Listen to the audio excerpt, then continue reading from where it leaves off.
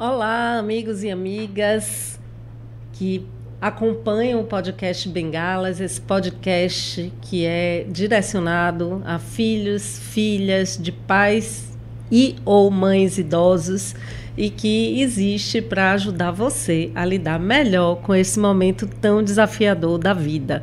Nós já trouxemos aqui diversos temas, a maioria deles relacionados a saúde física, saúde mental, a organização espacial, organização de vida, mas hoje eu vou trazer um tema que toca no meu coração. Vocês me conhecem aqui do Bengalas, já comentei que sou estudante de psicologia, mas a minha formação inicial é administração de empresas e eu transito nesse universo corporativo.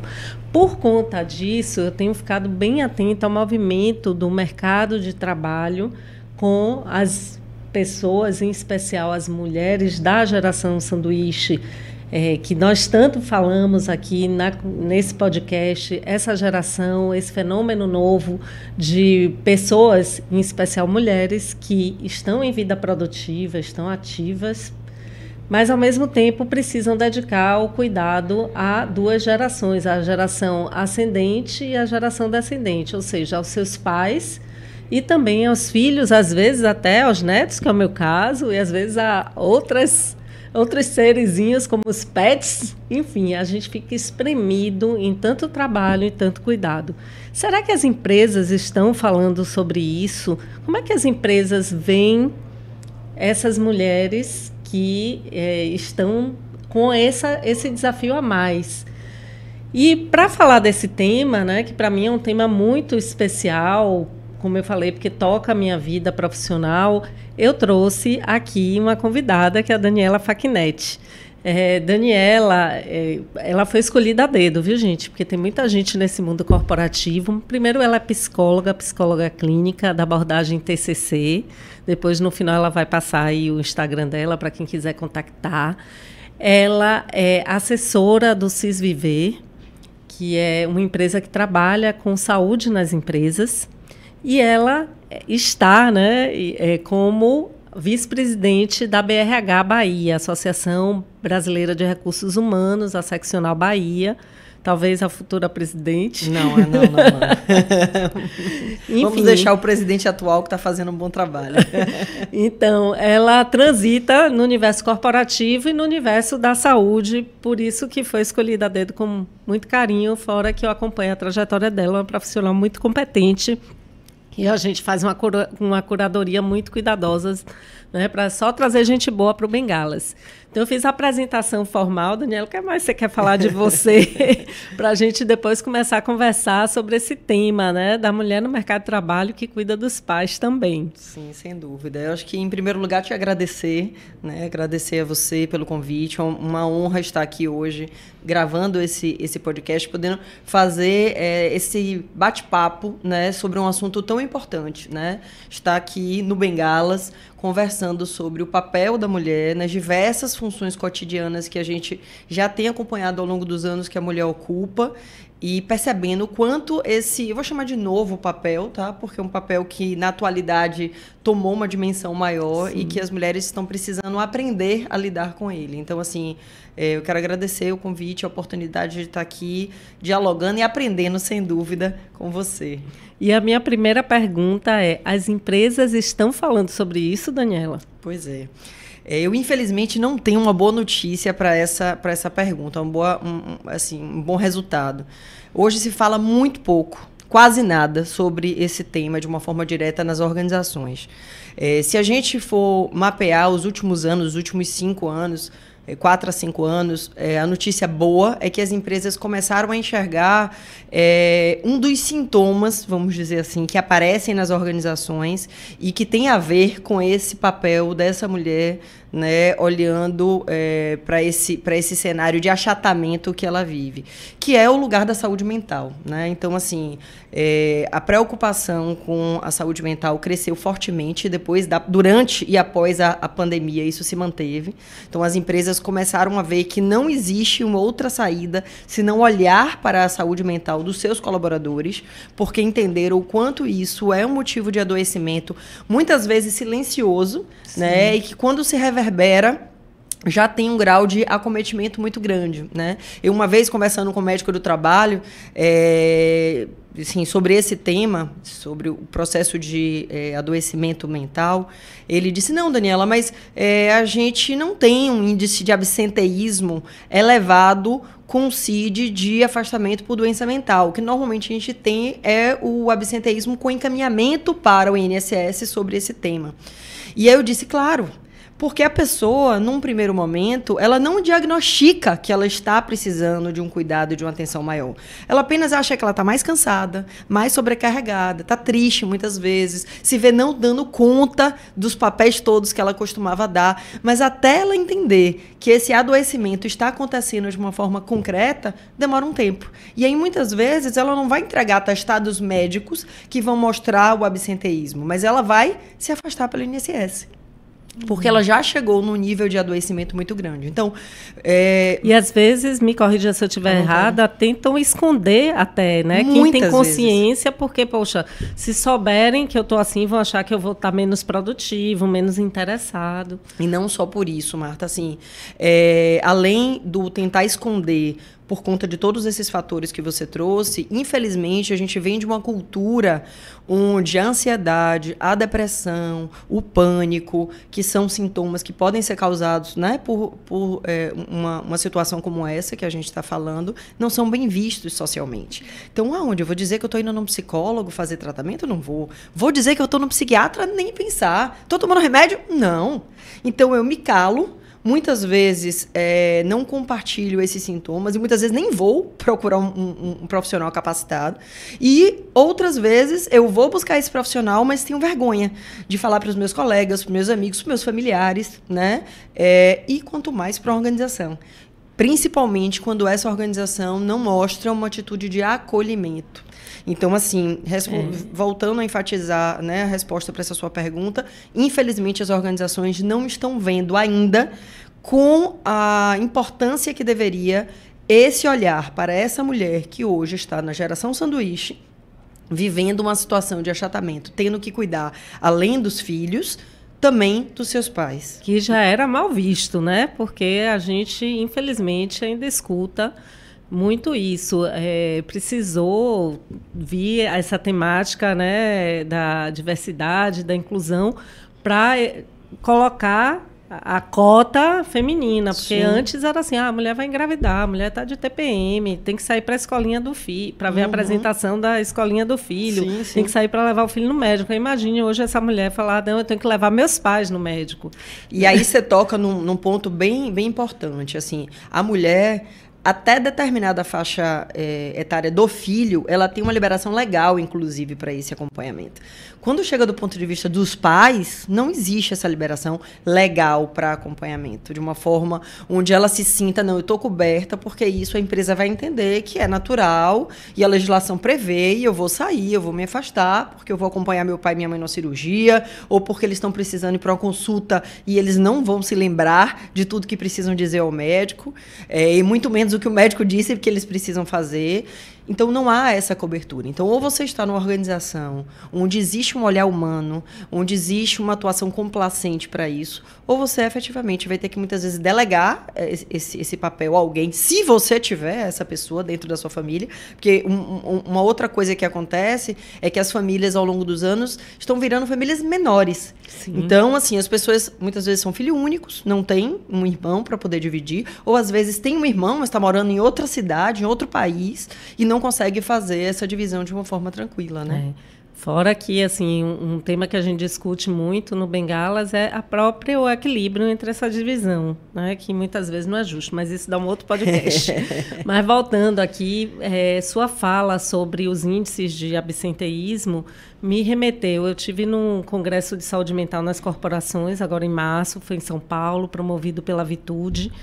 E um dado interessante que um dos médicos do trabalho trouxe é que muitas vezes, porque esse adoecimento ele pode vir da empresa, de um ambiente salubre, mas o que a gente está vendo é que o adoecimento está vindo muito de fora da empresa. Uhum. Vem muito dessas circunstâncias. Lá fora é tão pesado, quando eu vou sair daqui, eu vou ter que dar conta né, de 1000 problemas, de um trânsito, de uma insegurança, e às vezes chegar de noite, lavar roupa, fazer comida, cuidar do menino, fazer dever da escola e cuidar dos pais também, né? Que a empresa passa a ser um ambiente bom de estar para fugir dos problemas. Sim. Então, muitas vezes, ele relatou isso, né? Que as pessoas falam, pelo amor de Deus, doutor, não me bote de licença, não me bote de... home não office, me afaste, muitas né, vezes. de home office, que eu quero estar aqui, porque aqui é bom. Então, também tem isso, né? Tem as empresas que são insalubres, né, metaforicamente, Sim. né? E tem também um ambiente externo. E aí é nesse ambiente externo que entra mais esse fator, que é o envelhecimento dos pais e o próprio envelhecimento das pessoas. Porque quando a gente olha para os nossos pais, a gente pensa no nosso próprio envelhecimento. Então, é um desafio muito grande. E aí, Daniela, isso leva, pelo que eu andei lendo, né, algumas matérias saíram no estado de São Paulo, e a partir de uma pesquisa recente, de que as mulheres estão deixando o mercado de trabalho por conta disso para o mundo, para o trabalho informal, isso quando dá tempo, né? Então, assim, quando você sai do formal para o informal, tem muitas perdas, né? Fala um pouquinho para a gente. Não apenas a perda óbvia da estabilidade, né? Porque quando você está no mercado formal, teoricamente, você tem a garantia daquele salário certo no final do mês. Você conta com ele. Quando você se abre para o mercado informal, essa estabilidade normalmente diminui num grau, né, significativo. Essas mulheres, elas acabam tendo a insegurança de quanto vão receber. Normalmente, ao se propor sair, vão sabendo que vão receber menos do que ganhariam. Então, não é apenas a perda da estabilidade, mas uma perda concreta da rentabilidade, vamos dizer assim, dos rendimentos mensais, né? E também a sobrecarga de ser a sua própria gestora daquele novo negócio, vamos dizer assim, né? Então, a partir do momento que eu entro no mercado informal, eu estou entrando provavelmente numa nova seara que eu não estava habilitada, que eu não tinha a vivência, a prática e muitas vezes a competência para lidar com aquele novo formato. E eu vou também ter que aprender a isso. Ou seja, mais uma demanda, vamos dizer assim. Mas, ao mesmo tempo, essa mulher, ela vai olhar para o lado e vai dizer assim, mas o que eu vou fazer? Porque a minha empresa não me libera para acompanhar meus pais. Minha empresa não me libera para chegar mais tarde. Eu não tenho uma flexibilidade de horário. Eu não posso fazer desse jeito. Então, não tem plano B, né? Em algumas situações, contam com maridos que estão no mercado formal e conseguem segurar, segurar a onda naquele momento da família para aquela situação. Em outras, elas têm, inclusive, maridos que estão passando por problemas e que elas também precisam ser essa rede de apoio para o próprio marido, né? Sim. Então, não é só mais os pais, os filhos, às vezes os netos, mas também os próprios maridos, né? Então, assim, isso tem acontecido e a gente precisa ter esse olhar diferenciado mesmo. E acho, Marta, que essa provocação é fundamental, não só do ponto de vista empresarial, ou seja, nas empresas, mas a gente pensar que tipo de estruturas a gente pode trazer para apoiar essas novas mulheres que estão atuando no mercado novo, que elas não têm essa experiência, não têm essa formação. De que maneira a gente pode dar um subsídio de formação, vou chamar de formação, né, de educação para esse novo negócio que essa mulher vai precisar implantar, porque o mercado atual não está conseguindo suprir, em paralelo, claro, a um olhar junto aos setores de recursos humanos das organizações. Eu acho que por isso a BRH, e aqui eu já nos coloco à disposição para a gente tentar construir juntos mecanismos de sensibilização dessas organizações, de construir juntos ideias e possibilidades para que a gente possa tentar levar a solução, né? Acho que algumas empresas têm conseguido, como você bem trouxe, trazer um olhar para a saúde corporativa, onde alguns funcionários e funcionárias estão lá e se sentem acolhidos em alguma medida e por isso querem estar na organização, né? Eu acho que uma dessas ações tem muito a ver com o estímulo do autocuidado. Então, quando as organizações conseguem incentivar inclusive oferecer dentro da própria empresa um meio para que ela possa fazer uma consulta com o psicólogo, para que ela possa ter uma ação voltada para o seu bem-estar, seja fazendo um yoga, uma atividade física, seja fazendo um momento de massagem relaxante, ou seja, pequenas ações que podem ajudar essas mulheres nos seus momentos de autocuidado, já que quando ela volta para a organização, para o outro trabalho dela, que é em casa, ela não tem, muitas vezes, o tempo suficiente para estar nesse lugar, né? Uma outra forma são os benefícios que hoje tem, né? Eu fiquei surpresa nesse congresso, obviamente, tinha os patrocinadores sim, claro, com benefícios nessa área, né? Do autocuidado, que é muito bacana. E aí, falando desse adoecimento dessas mulheres, também estudando sobre isso, lendo as matérias que estão sendo publicadas e as pesquisas, eles falam que o adoecimento ele acontece em 3 instâncias, né? O mental, que nós falamos aqui, que hoje é foco das organizações, o físico, e aí você aí no CIS Viver trabalha também bastante com isso, e o financeiro, porque o que acontece também é que a renda diminui nessa transição, mas as despesas aumentam, porque esses pais muitas vezes não têm a condição, o dinheiro já não dá para cobrir, né, os custos todos de remédio, de fisioterapia, todos os cuidados. E aí eu fico pensando, assim, você fala assim, algumas empresas têm essa sensibilidade. O podcast chega para todo o Brasil. Nós temos 2 membras, né, que eu nem sabia que esse termo existia, 2 membras do Bengalas no exterior, inclusive. Legal. Mas, falando de Bahia, né, que é o nosso berço, assim, eu tenho uma impressão da Bahia, até como consultora empresarial, ainda muito atrasada. Essa discussão da saúde mental, que está já muito forte em São Paulo, tinham 1.100 pessoas no Congresso de Saúde Mental lá em São Paulo, tinham 3 baianos. Uma de Vitória da Conquista, eu e mais um de Salvador. Agora que a gente vai ter... A BRH fez um evento, né, de um dia, agora a gente vai ter um outro evento. Dentro desse contexto, como é que está a Bahia? Está muito atrasada? As empresas buscam o CIS Viver em busca de serviços e apoio? Bom, eu acho que a gente precisa começar, infelizmente, dizendo que o Brasil costuma estar atrasado. Essa é uma realidade que, infelizmente, a gente lida, né? Muitas vezes a gente começa a ver ações no exterior que, quando chegam para o Brasil, claro que existem exceções, graças a Deus, e viva essas exceções, mas quando chega realmente para nós aqui, para o Brasil, essas ações já estão sendo realizadas há muito tempo.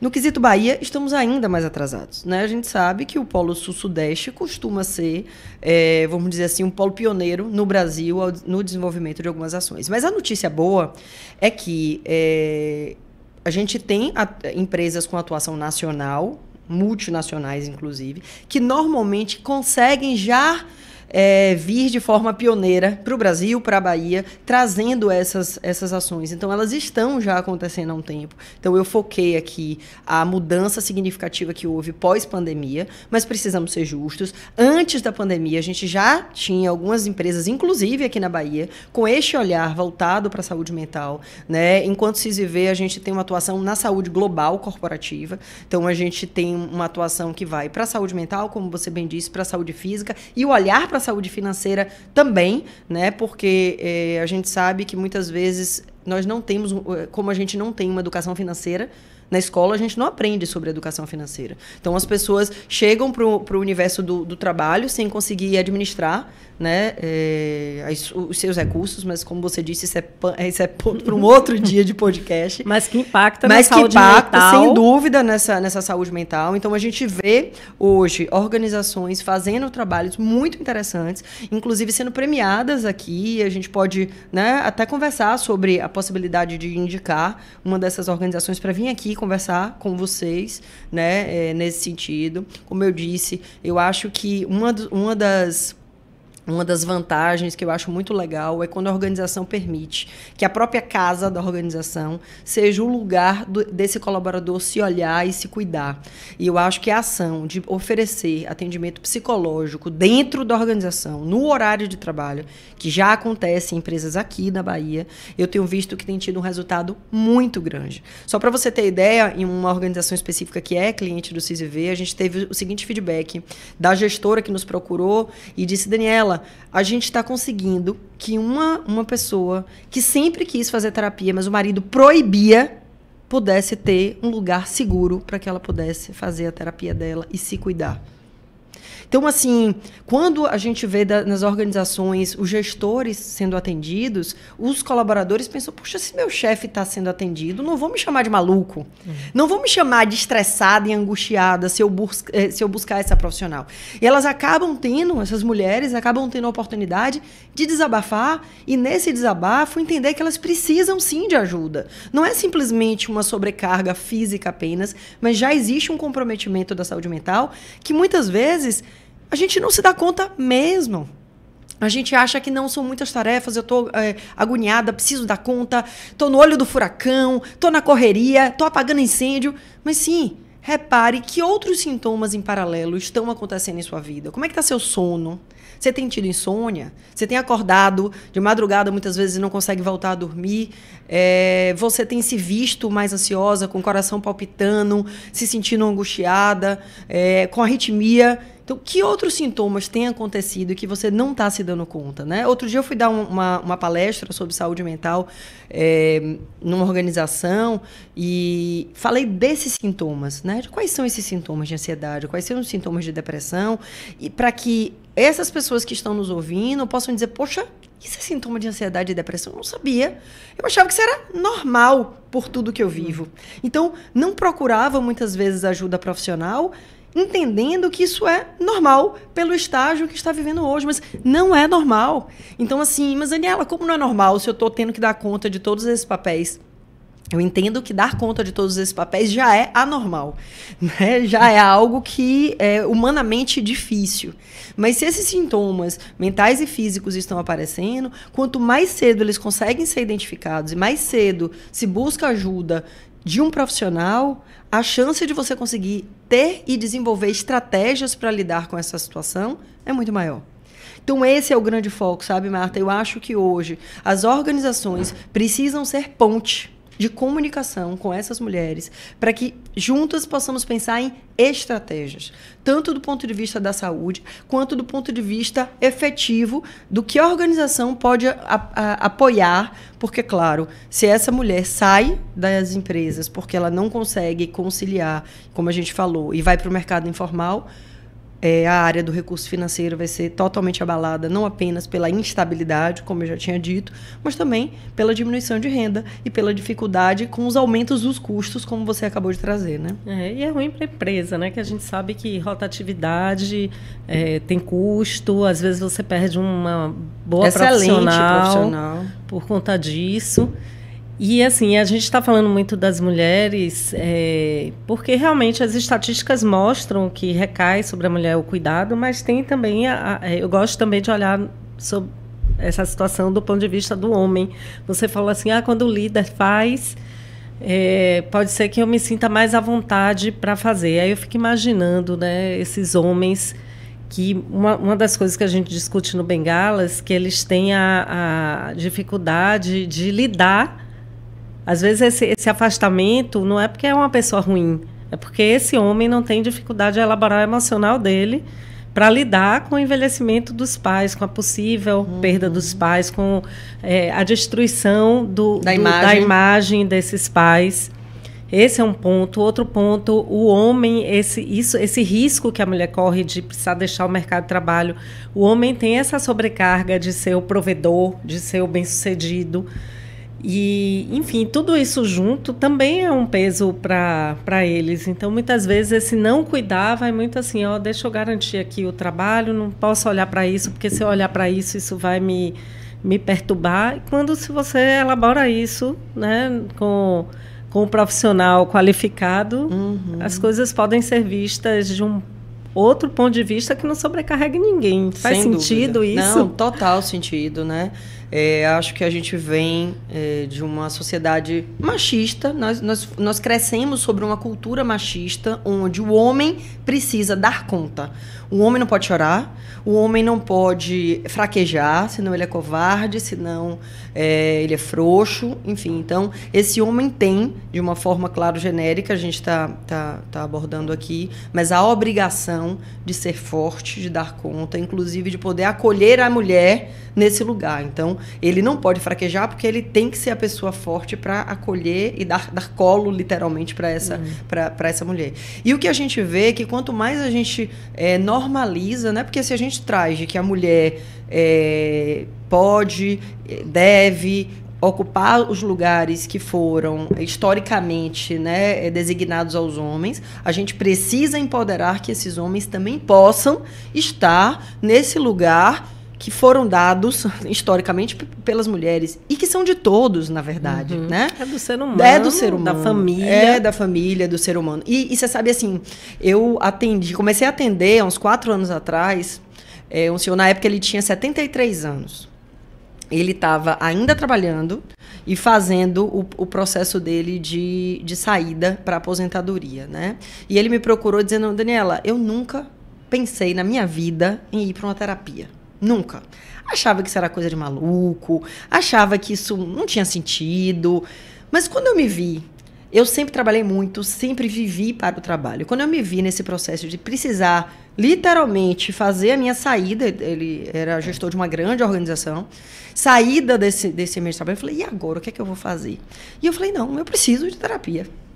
E resolvi mesmo com essa idade, acho que ele tinha entre 71 e 73 na época, te procurar porque eu precisava fazer esse processo. E foi lindo o desenvolvimento e entrega dele. Muito resistente num primeiro momento, por mais que ele quisesse. E olha que tem gente que nem está aberta a olhar para isso. Mas por mais que ele quisesse, ele estava ali se esforçando nessa resistência. Então, voltando, né? Quando a gente enxerga dentro das organizações esse movimento, inclusivo para que esses homens das organizações possam se sensibilizar, isso é muito legal, isso é muito rico. Né, onde a gente vê em turmas, por exemplo, enquanto se vê, tem uma outra empresa que a gente atua, quando a gente começou a ver que 2 de um setor operacional começaram a vir, hoje a gente tem mais de 30 operadores sendo atendidos dentro da organização e fazendo acompanhamento psicológico. Talvez, se a organização não tivesse propiciado isso, estimulando, mostrando que é natural, mostrando que é importante, esses homens não estariam lá. Sim, com certeza. Então, assim, esse espaço de acolhimento é importantíssimo, né? Não só do ponto de vista social, para que a gente possa reverberar isso, de que, sim, esse homem pode e deve mostrar a sua fragilidade, a sua sensibilidade, e deve buscar ajuda e apoio em processos como esse. E não são só os homens que passam, né, Martinha? A gente também tem situações de mulheres que aprenderam a embotar os seus sentimentos e quando se vêem tendo que dar conta de coisas que antes eram delegadas às mães, não, isso aqui é com minha mãe resolve. Problemas familiares que muitas vezes eram delegados a esses pais e que quando esses pais não conseguem mais resolver nem os deles, quanto mais os outros, essas mulheres também se veem obrigadas a entrar e resolver outras questões familiares para além dessa demanda dos pais, né? Sim, porque aqui o nosso foco são os pais, mas assim, o termo hoje que é desse cuidador parental, perfeito, envolve muitas outras coisas, né? A gente está aí com uma geração de crianças nascendo e tendo questões como autismo, que está num número muito elevado, às vezes um irmão doente, né? O próprio marido ou esposa doente. Então, assim, a gente está dando um recorte, imagine isso, quando a gente amplia para essa coisa do cuidador parental. E dentro dessa complexidade, Daniela, eu quero trazer mais um fator da minha observação, né, para a gente tentar elaborar aqui juntas, que é o seguinte: essas mulheres da geração sanduíche, a pesquisa sobre o mercado de trabalho pegou as mulheres aí na faixa dos 30 a 49, né? Mas, na verdade, hoje a gente trabalha muito mais. Eu estou com 53 aí, concluindo uma segunda graduação a 1000 por hora. E, enfim, e Nesse contexto, ainda entram outras questões, por exemplo, muitas de nós estão na menopausa, que já afeta a produtividade e a saúde mental. Perfeito. Muitas de nós está com medo desse movimento aí, que antigamente tinha mais, né? A pessoa envelhece e deixa de ser interessante para as organizações. Aí hoje está acontecendo o inverso, né? Está se falando da longevidade, de aproveitar essa sabedoria, essa experiência, mas no momento que você aproveita essa longevidade, você tem que incluir esse fator, essa realidade que é o envelhecimento dos pais e a maternidade tardia e os filhos ainda dentro de casa. Então, assim, essa profissional, ela ainda entra com essa insegurança. Uhum. E como é que fica essa equação, né? Perfeito. E assim, e quando isso acontece, a gente precisa se dar conta que a gente precisa fazer um trabalho com as organizações que estão recebendo essas pessoas e fazendo a escolha mesmo, por trazer para a organização novamente, né? Pessoas com essa faixa etária que antigamente a gente estava acostumado que elas estariam em casa, aposentadas e sem trabalho, efetivamente.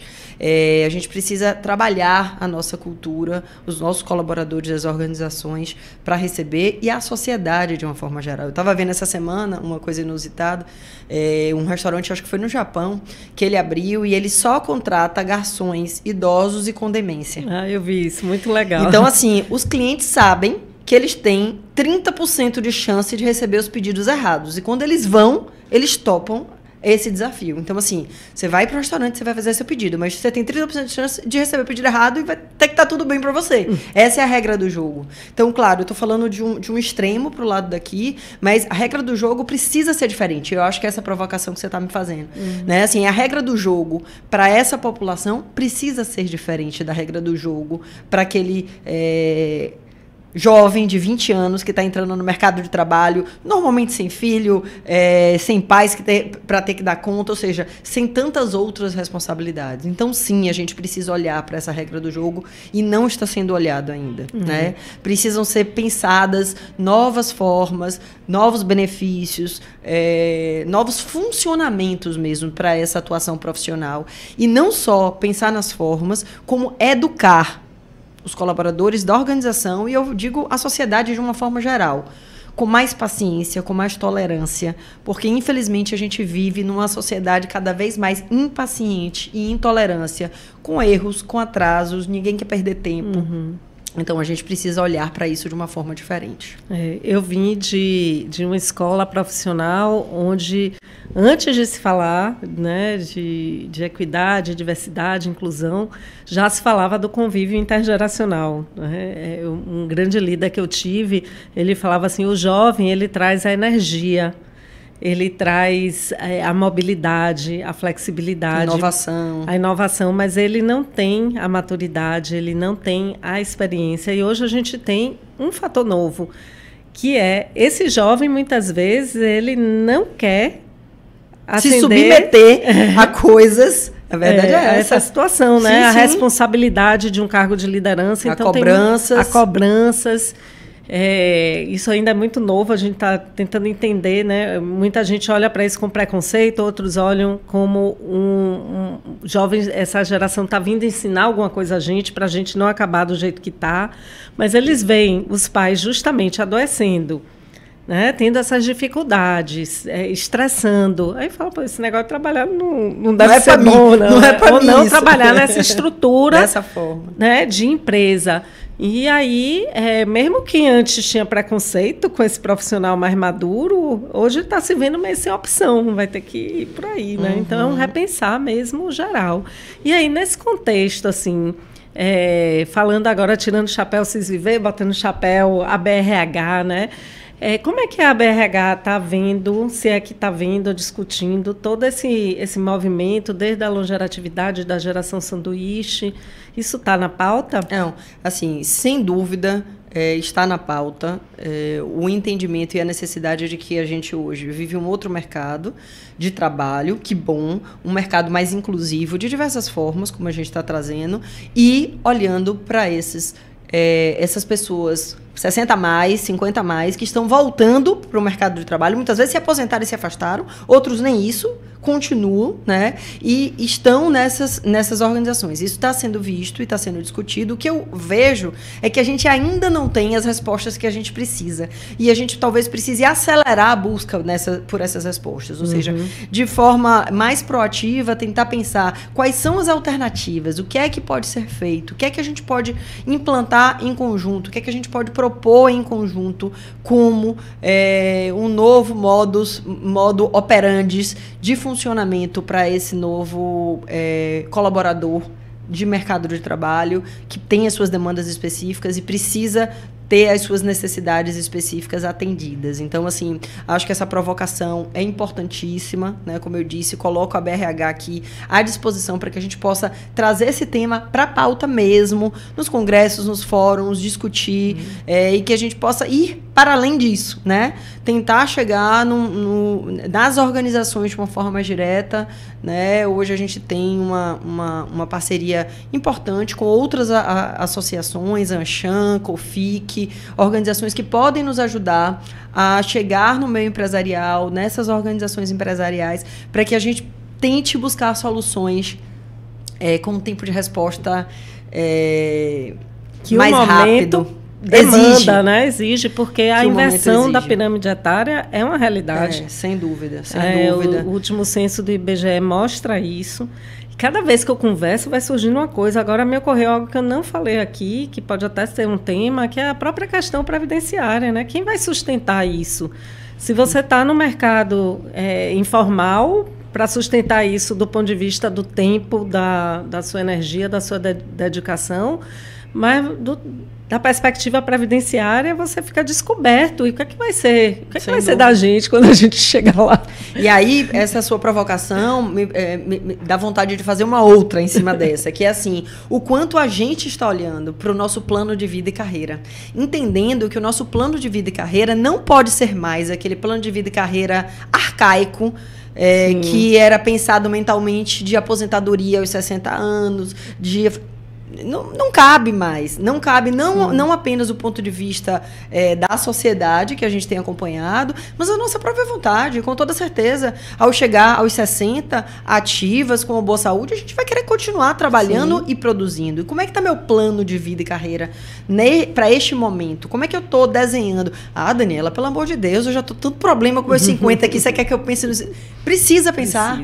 Não tem jeito, precisa pensar, porque se não pensar agora, vai precisar pensar na hora. E pensar. E pode ser tarde. Não só tarde, como você pode não ter braço para pensar. Não ter tempo para poder fazer determinadas situações que exigiriam de você uma poupança maior financeira, um olhar para a sua saúde física e mental com mais cuidado, com um maior índice de investimento no seu bem-estar, de exercícios físicos, enfim, de uma série de coisas. Então, eu acho que essas duas provocações são muito complementares, né? Não dá mais para se aposentar achando que o INSS vai suprir todas as demandas, né? E por quanto tempo você vai estar ali contribuindo e de que forma você está fazendo esse processo. E até pensar, assim, porque no passado a questão previdenciária, né? Tem a previdência pública, tem a previdência privada que estava restrita a poucas e grandes organizações, né? A não ser quem tinha uma educação financeira de correr atrás dessa previdência privada em paralelo, e hoje tem a nova previdência da galera jovem, que é o investimento. Eu, quando era jovem, não ouvia falar de investimento. Meus filhos já têm carteira de investimento, e eles que me forçam a ter também, né? Que é você se preparar. Então, até trazer também essa discussão dessas novas formas de pensar esse futuro, porque, sim, um problema hoje real da geração sanduíche é que essa geração dos meus pais não se preparou para isso, nem financeiramente e nem fisicamente, né? Muita gente sedentária, enfim. Então, é um desafio grande. Aí vou trocar o chapéu de novo. E a Daniela, psicóloga clínica, né? Não sei se você tem um foco de público específico, mas assim, você ouve na sua clínica além da questão do envelhecimento do próprio paciente, essa questão de lidar com o envelhecimento dos pais e com todas as demandas da vida moderna? Ouço por 2 motivos. Assim, primeiro, enquanto psicóloga clínica mesmo, né, hoje a maior parte dos meus pacientes são pacientes que estão com ansiedade, com depressão, com transtornos, muitas vezes toque associados a isso, porque não foi sendo vista essa ansiedade, não foi sendo vista essa depressão, e infelizmente quando passa a ser vista já estão no estágio mais avançado. Mas além disso, desses meus chapéus que você mencionou, eu tenho um outro chapéu que é o de mentora de carreira. E com o meu chapéu de mentora de carreira, eu tenho recebido muitas pessoas, 40 mais, 50 mais, que estão redesenhando o seu processo produtivo com a sua nova realidade. E a sua nova realidade contempla isso. A nova realidade contempla pais que ela precisa dar conta a partir daquele momento, contempla filhos que ainda moram em casa, contempla, muitas vezes, ter uma filha que teve um filho ainda sem condições de sustentá-lo, então ela está em casa com a filha, com o neto e com os pais. Então, essa é uma realidade que eu vivencio com essa população, que chega para a mentoria de carreira dizendo, não estou feliz, estou muitas vezes empregada, as pessoas estão trabalhando, mas entendem que aquele formato de trabalho não estão deixando mais elas felizes, estão, pelo contrário, muitas vezes adoecendo e não sendo mais compatíveis com o estilo de vida que elas precisam ter. E aí a gente, juntas, pensa em como é que a gente pode, e aí, claro, com situações individualizadas, né, como é que a gente pode trabalhar, que estratégias a gente pode fazer para cada caso específico, para que essa pessoa não deixe a sua atuação produtiva, porque ela precisa, pelo ponto de vista financeiro, em primeiro lugar, segundo, pela própria saúde mental, de fazer algo que possa estimular, que tenha a ver com as coisas que ela gosta e que possa manter a sua sanidade, de uma forma geral mesmo. Isso é bacana, porque às vezes a gente só pensa os extremos, né? Ou está contratada, ou está fora, numa informalidade, sei lá, fazendo docinho para vender para as amigas. E tem um meio do caminho. Claro, né? precisa ter, de forma planejada e organizada, Sim. precisa ter esse meio do caminho. Agora, assim, uma angústia que me vem, e eu sempre trago isso, desculpem se eu estiver repetitiva, mas eu tenho que trazer isso em todo o podcast, que é a questão desse público, né? Porque hoje quem faz parte da comunidade são pessoas com uma condição, né, não vou dizer boa, não está sobrando para ninguém. Mas acima da média. Mas acima da média nacional, que é muito baixa, né? Mas eu acompanho outros movimentos que pegam essa classe social mais baixa, essa mulher, né, que não tem nem como elaborar isso, de que precisa de um plano de vida e carreira, quanto mais contratar uma mentora de plano de vida e carreira. É o que no meio corporativo foi chamado a vida toda pejorativamente do chão de fábrica, né? Então, esse chão de fábrica, que é o volume maior de pessoas e que realmente assim, vive uma condição muito difícil, muitas vezes dividindo a própria casa com todas essas gerações. Dividindo o mesmo quarto, muitas vezes, eu imagino. Eu vejo assim...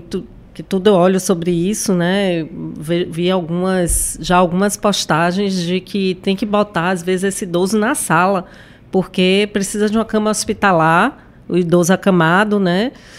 Precisa de uma cama hospitalar e não cabe no quarto.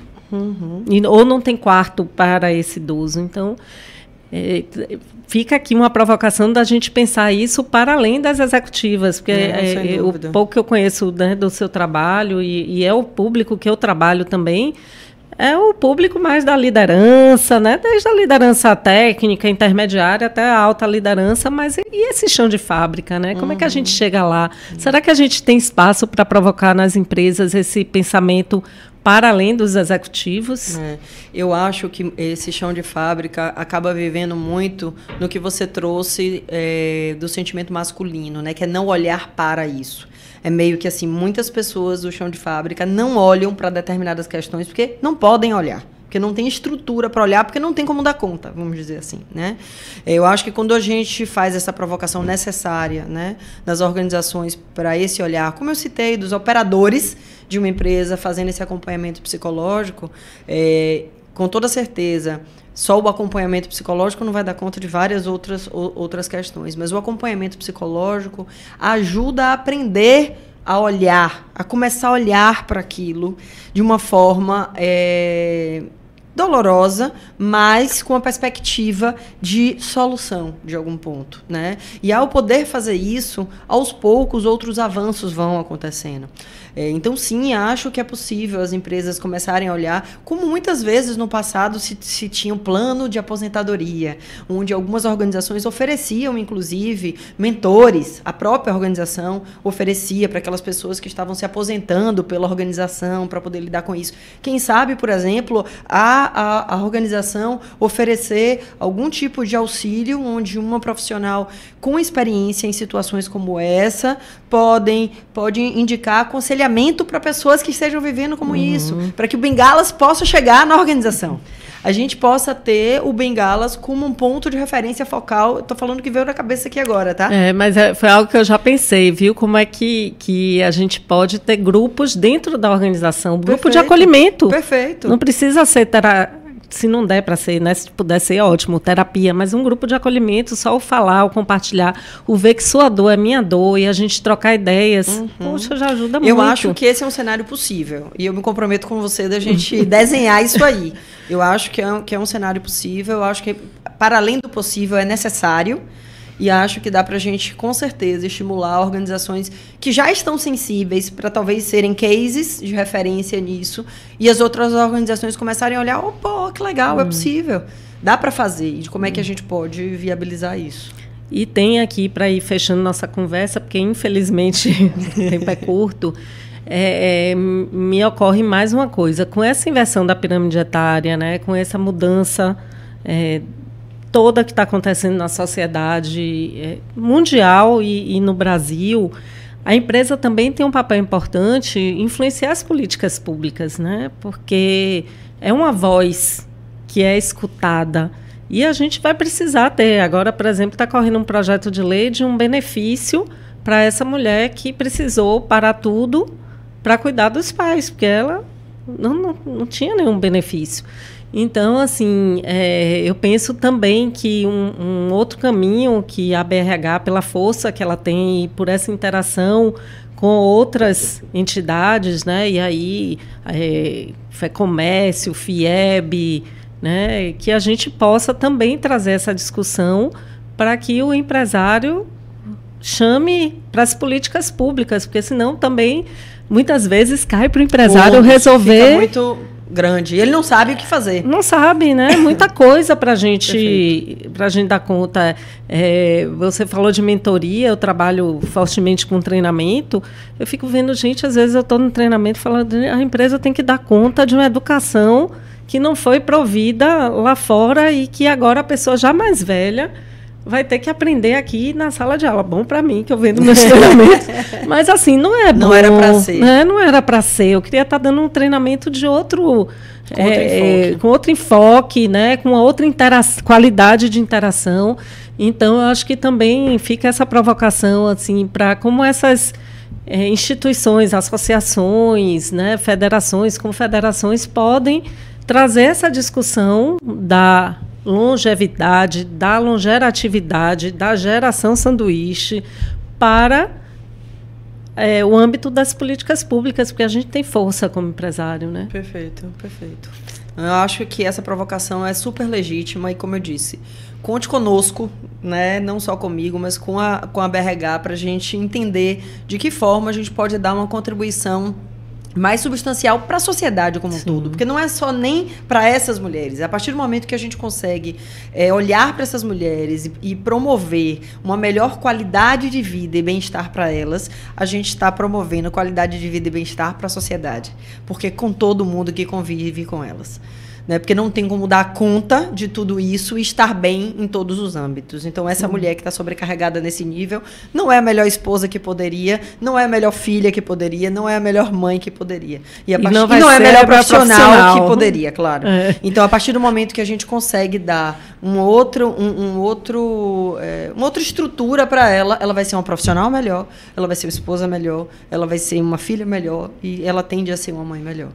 Então, acho que é por aí.